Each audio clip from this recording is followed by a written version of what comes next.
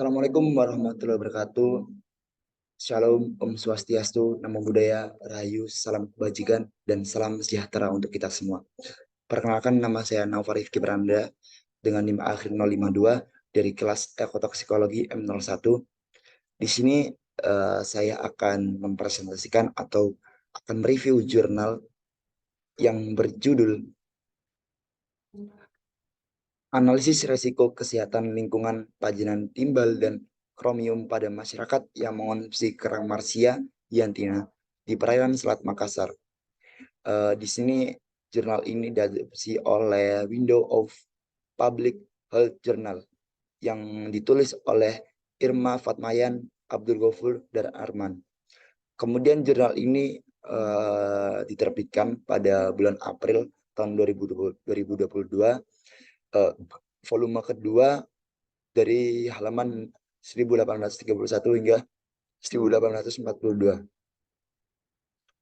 Kemudian latar belakang dibuatnya jurnal ini atau diadakannya jurnal ini, yang pertama yaitu seiring berkembangnya pesat kemajuan zaman, kegiatan penduduk baik dalam hal pemukiman, pertanian maupun industri akan meningkat. Hal inilah yang menyebabkan peningkatan pembuangan limbah dari aktivitas manusia yang pada akhirnya akan bermuara ke perairan sungai maupun laut. Yang implikasinya atau akibatnya yaitu adalah kualitas perairan pada laut tersebut menjadi tercemar ataupun menurun. Kemudian salah satu bahan tercemar yang sangat mengkhawatirkan atau sangat berbahaya yaitu adalah kromium dan timbal. Yang mana kromium sendiri yaitu termasuk logam berat yang mempunyai daya racun yang tinggi. Sifat racun yang dibawa oleh logam kromium ini dapat mengakibatkan terjadinya keracunan akut dan kronis. Kemudian keracunan pada tubuh manusia terhadap kromium dapat berakibat buruk terhadap saluran pernafasan, kulit, pembuluh darah, dan ginjal.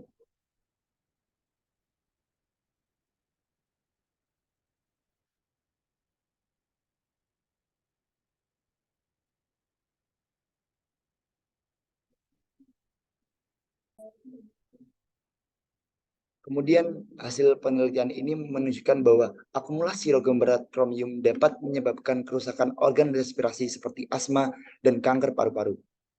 Kemudian laporan terbaru yang diluncurkan oleh United Nations International Children Emergency Fund atau yang biasa kita sebut dengan UNICEF dan Pure Earth menyatakan bahwasannya sekitar 1 dari 3 anak atau hingga 800 juta anak di dunia memiliki kadar timbal dalam darah sebesar atau lebih dari 5 mikrogram per desiliter. Kemudian berdasarkan analisis kandungan logam berat Pb pada kerang Polymus daerah L di Jalan Tanjung Bunga Makassar menunjukkan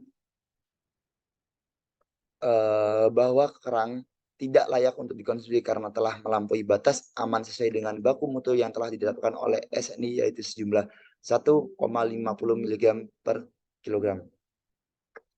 Kemudian hasil pengukuran kandungan logam berat kromium pada ikan di Sungai Talon Makassar di salah satu titik pengambilan sampel diperoleh konsentrasi 16,9091 mg per kilogram, di mana hasil tersebut tidak memenuhi syarat menurut Peraturan Presiden Indonesia Nomor 82 Tahun 2001.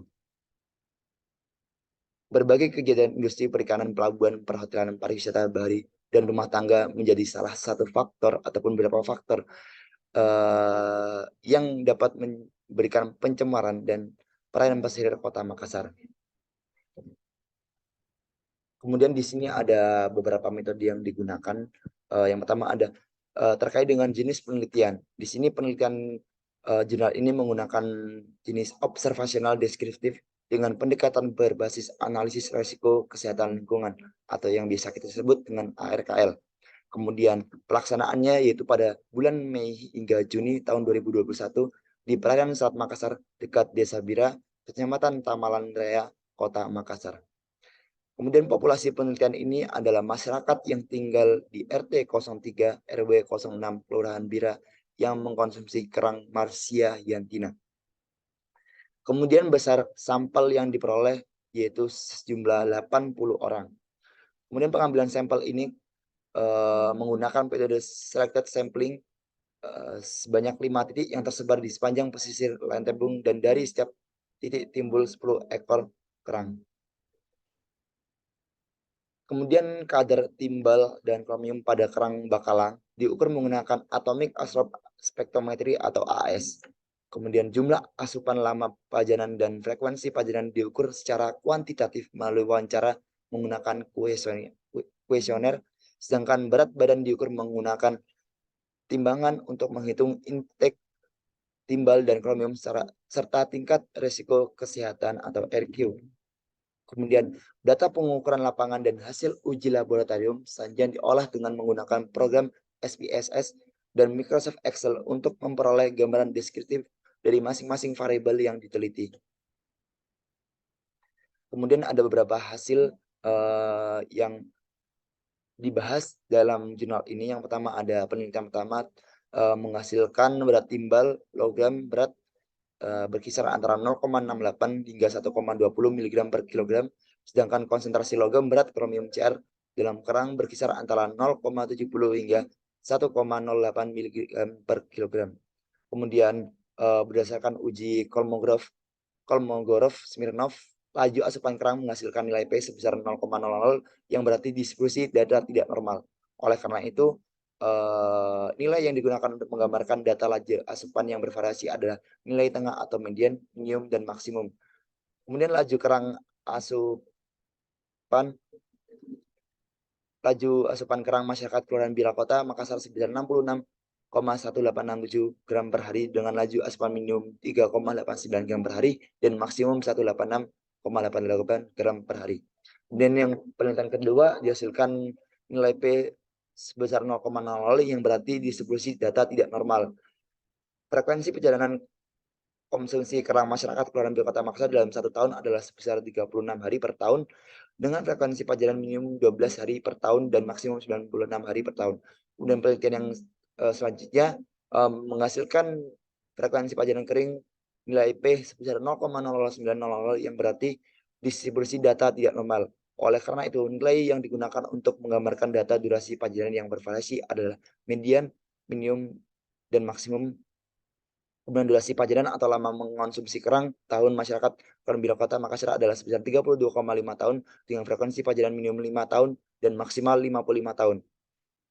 Kemudian selanjutnya dihasilkan sejumlah 0,200 yang berarti data distribusi normal. Oleh karena itu, nilai yang digunakan untuk menggambarkan data berat badan adalah nilai rata-rata atau mean. Kemudian rata-rata berat badan responden yang mengonsumsi kerang yaitu 88,0125 kg.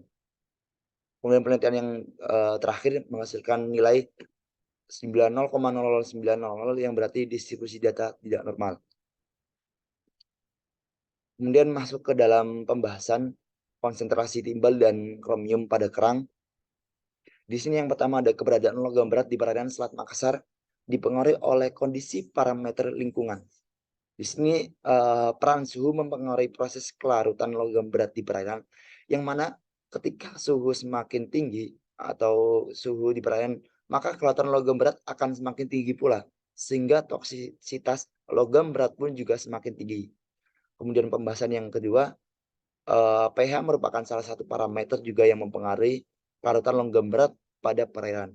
Nilai pH yang tinggi atau basa menyebabkan toksisitas di logam berat berkurang. Sebaliknya, ketika pH rendah atau ketika posisi sedang asam akan menyebabkan logam berat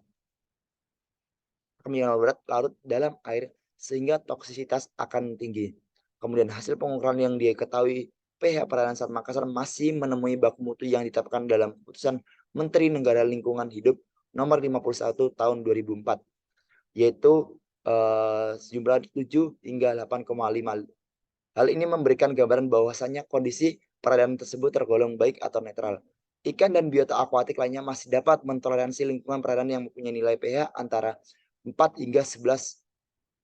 Kemudian derajat keasaman pH yang ideal untuk kehidupan akuatik yaitu berkisar antara 6,5 hingga 8,5. Kemudian salinitas juga dapat mempengaruhi keberadaan logam berat di perairan. Bila terjadi penurunan salinitas karena adanya proses desalinasi, maka akan menyebabkan peningkatan daya toksik logam berat dan tingkat bioakumulasi logam berat akan semakin besar. Kemudian yang keempat, Hasil pengukuran konsential timbal pada kerang yang diambil pada 5 titik pengukuran yang berbeda masih memenuhi persyaratan standar nasional Indonesia atau SNI nomor 7387 tahun 2009 tentang batas maksimum cemaran logam berat dalam pangan, mensyaratkan batas maksimum cemaran timbal dalam kerang yaitu sejumlah 1,5 mg per kilogram. Hasil pengukuran konsentrasi logam berat kromium pada titik 1 tidak memenuhi baku mutu yang ditetapkan oleh Food Adulteration atau Metallic Contamination Hong Kong tahun 2007 yaitu sebesar 1 mg per kilogram. Adapun kadar logam berat kromium dalam kerang pada titik 2,345 masih memenuhi baku mutu yang ditetapkan. Kemudian pembahasan terkait dengan analisis pemajanan. Yang pertama ada durasi pemajanan merupakan lamanya atau jumlah tahun responden telah mengonsumsi kerang yang berasal dari perairan Selat Makassar. Kemudian nilai rata-rata durasi pajanan masyarakat Kelurahan Bila Kota Makassar melebihi nilai default yang ditetapkan oleh United States Environmental Protection Agency untuk risiko non-kanker yaitu dengan 30 tahun. Berat badan berpengaruh pada besarnya nilai risiko dan nilai asupan yang diterima oleh masing-masing individu. Kemudian yang keempat, besarnya nilai intake dipengaruhi oleh nilai konsentrasi logam pada kerang, laju asupan, frekuensi pajanan, dan durasi pajanan dan berat badan.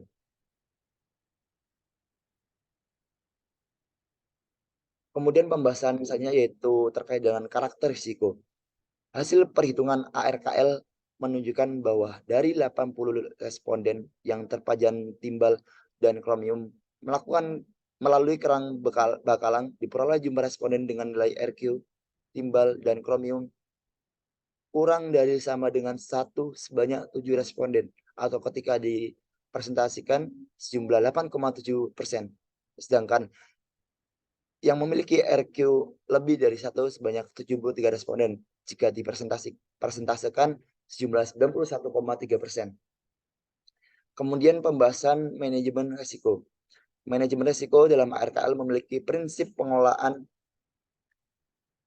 risiko apabila tingkat risiko atau RQ lebih dari 1. Kemudian manajemen risiko bertujuan untuk mengendalikan faktor-faktor risiko yang dapat menyebabkan terjadinya gangguan kesehatan. Beberapa cara yang dapat dilakukan yaitu yang pertama ada pengawasan terhadap kebijakan mengenai baku mutu, limbah bagi setiap perusahaan. Kemudian bisa dilakukan dengan cara pengendalian pencemaran dengan cara konservasi pada hutan mangrove yang mana akan tetap melestarikan ekosistem mangrove itu sendiri. Kemudian penegakan hukum terhadap pelaku konservasi atau pelaku kebijakan tersebut. Jadi tetap kita berikan sanksi kepada pihak-pihak yang melanggar. Kemudian peran serta dari masyarakat untuk menghindari kebiasaan membuang sampah di laut, yang mana nantinya juga akan menyebabkan pencemaran pada perairan laut. Kemudian kesimpulan yang dapat diambil pada review jurnal pada hari ini, kesempatan kali ini, yaitu yang pertama, konsentrasi logam berat timbal PB dalam kerang berkisar antara 0,68 hingga 1,20 mg per kilogram dan masih memenuhi standar yang ditetapkan Badan Pengawas Obat dan Makanan atau BPOM, yaitu sejumlah 1,5 mg per kilogram. Yang kedua, konsentrasi logam berat kromium dalam kerang berkisar antara 0,70 hingga 1,08 mg per kilogram. Konsentrasi logam berat pada titik 1 tidak memenuhi syarat yang ditetapkan oleh Food Adulteration Hong Kong tahun 2007, yaitu sebesar 1 mg per kilogram. Sedangkan pada titik 2, 3, 4, dan 5 masih memenuhi baku mutu.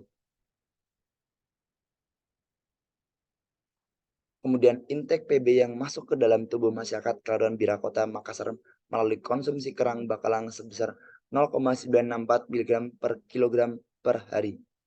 Kemudian intake konsumsi kromium yaitu sejumlah 0,828 mg per kilogram per hari.